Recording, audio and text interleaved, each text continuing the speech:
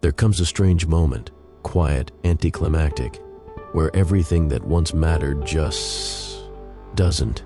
Not in a bitter way, not with rage or resistance, but with a silence so loud it shakes the core of your identity.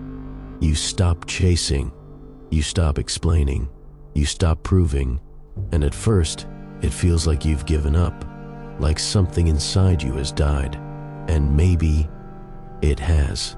But what most people don't realize is, healing doesn't start with light. It starts with the funeral, for the version of you that begged to be loved, for the identity that was built around being needed, being useful, being acceptable. This moment, this eerie, unsettling void, isn't the end. It's the initiation, because what's actually happening is this. You're outgrowing the patterns that once protected you. You're no longer available for pain that wears the costume of love. You're losing appetite for the chaos that used to feel like home. And so you feel disoriented, lonely, untethered. Hear this clearly. That's not regression. That's expansion. Your nervous system is recalibrating to peace, and peace at first feels boring to someone raised in survival. If this video found you, it's because something in you is quietly cracking open. You don't need another breakthrough. You need to grieve, and then allow. You're not falling apart. You're falling away from everything that was never truly yours. And that's what makes space for what is. Here's the hardest part no one prepares you for. When you begin to rise, your past will scream louder, not because it's stronger, but because it's being left behind. People who once needed you broken will suddenly miss the version of you who tolerated their mistreatment. You'll get called distant, cold, fake. They'll say you've changed, as if that's a bad thing. But that's the echo of your old trauma begging for one last chance to pull you back. Because healing isn't just about feeling better. It's about losing interest in what used to numb you. The conversations that drained you, you'll stop replying. The environments that once validated your pain, they'll start to feel suffocating. The people who couldn't meet you halfway, they'll fade, not because you're unkind, but because you're finally loyal to your nervous system. And here's the truth. You're not obligated to stay where your soul can't breathe. You weren't born to be a sponge for other people's projections. You're not here to be the savior in someone else's chaos. You're allowed to outgrow their story, even if they keep rewriting you into it. So if this message feels like a mirror, take a breath. You're not broken for wanting more peace. You're not selfish for protecting your softness. You're not too much for needing truth. You're just finally listening to the voice you've spent years ignoring, the one beneath the people-pleasing, the overthinking, the survival strategies.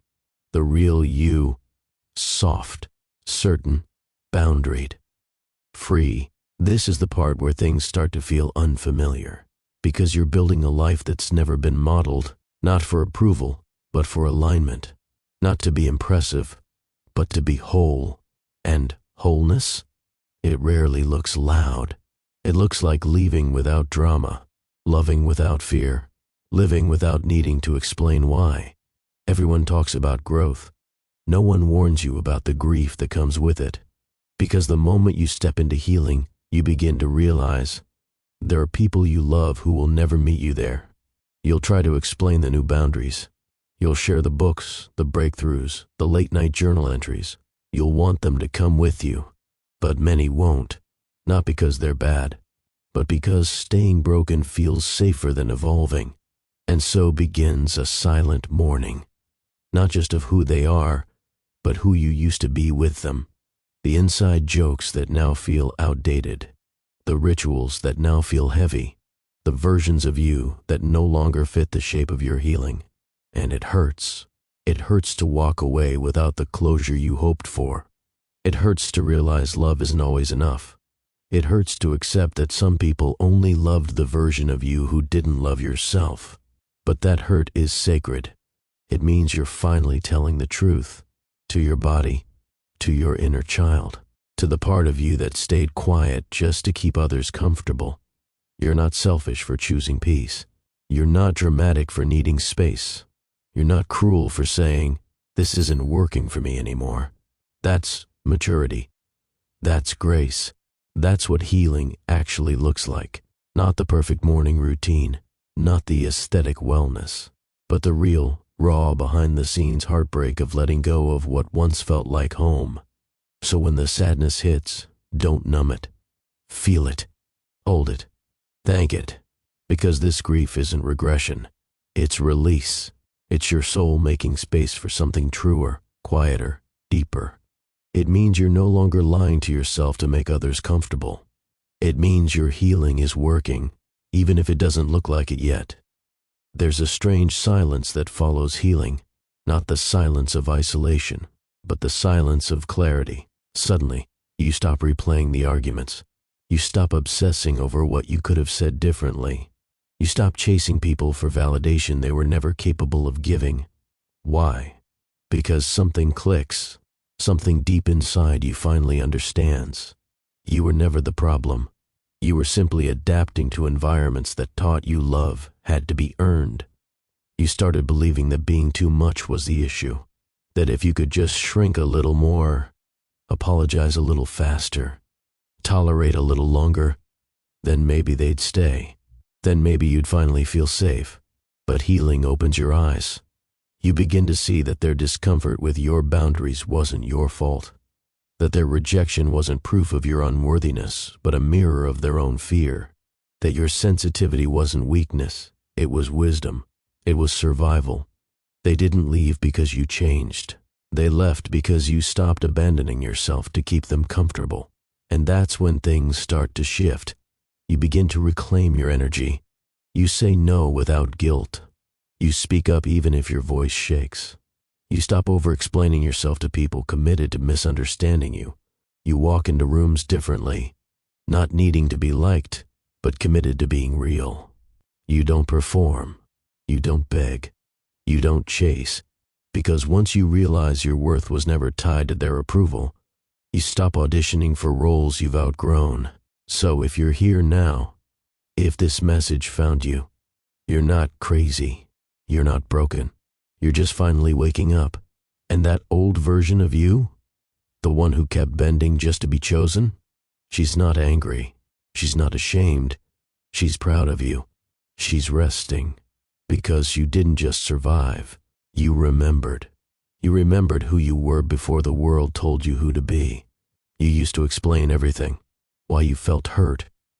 Why you needed space. Why their sarcasm wasn't funny. Why you couldn't keep pretending everything was fine. You thought that if you just explained better, maybe they'd understand. Maybe they'd see how deeply you were trying. Maybe they'd finally offer the softness you were constantly giving out. But no amount of explanation works on someone who benefits from your confusion. No amount of honesty matters to someone who hears only what they want. So you stopped, not out of bitterness, but because you finally understood the cost. You realized you were pouring your soul into a void, one-sided healing, one-sided accountability, one-sided everything. And so you stopped defending your energy. You stopped over-justifying your peace.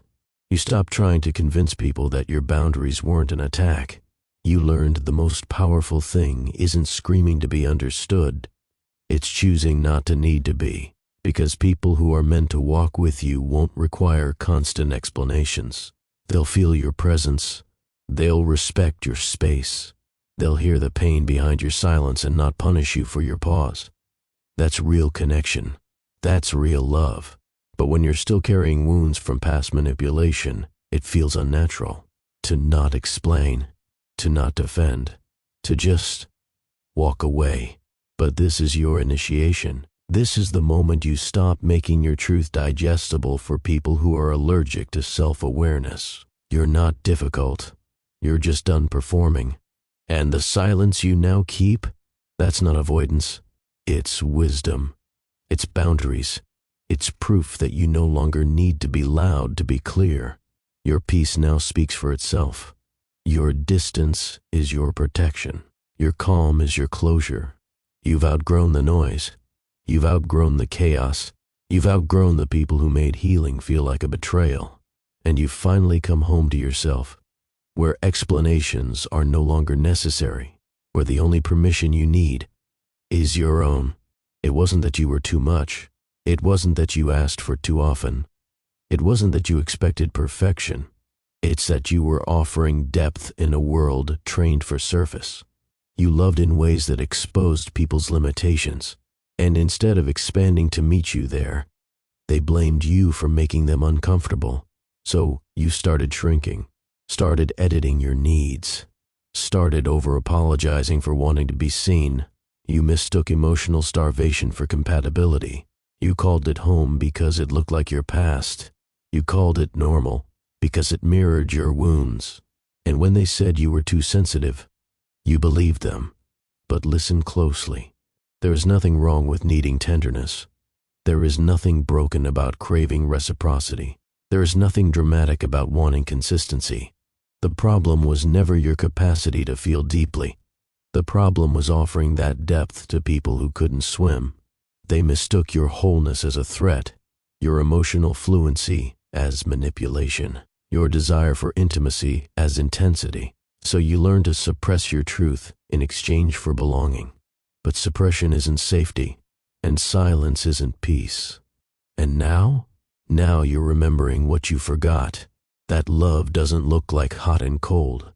It doesn't sound like gaslighting in a sweet tone. It doesn't feel like anxiety when your phone lights up. Love is calm. Love is clarity. Love is being able to breathe in someone's presence. The reason you feel like you're hard to love is because you've only known love in survival mode. But survival isn't love. It's vigilance. And now, you're stepping out of survival. You're walking into your softness. You're no longer performing for connection. And the ones who are meant for you, they'll never ask you to audition. They'll love you in your quiet, in your stillness, in your becoming. You're not too much. You're not broken. You were just busy dimming yourself to fit inside someone else's fear. But now you're expanding. Now you're rising. Now you're finally remembering who you were before they convinced you otherwise. There's a reason you're hearing this now. It didn't show up when you were still addicted to the chaos. It waited until you were soft enough to listen, not to the noise, but to yourself. You're not healing anymore just to feel better. You're healing to reclaim what was stolen. Your voice, your peace, your sense of timing. You're no longer chasing closure. You're becoming it. No longer waiting for the apology. You're the one who understands now. The one who holds compassion in one hand and boundaries in the other. It hits differently when you stop needing them to change. When their absence stops feeling like abandonment and starts feeling like protection.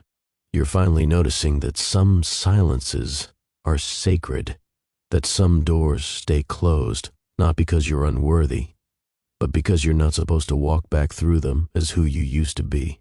You've been grieving the fantasy long enough. You've cried over who they could have been, but you're done watering mirages. You're building something real now, from the ground up, not from panic, not from pressure, but from peace. This time, your life will be built with clarity as the foundation, presence as the blueprint, and self-trust as the architect. Because here's the truth most people won't tell you. When you're finally done with toxic patterns, you'll feel emptier before you feel full. You'll feel lonelier before you feel supported. You'll feel like you're losing everything, but you're only shedding what was never truly yours. So if everything feels unfamiliar right now, if your heart is quieter, your circle is smaller, and your instincts are sharper, that's not loneliness. That's alignment. This message found you, because deep down, you already knew. You're not just surviving your pain anymore. You're outgrowing it. You're outgrowing the version of you who thought survival was enough.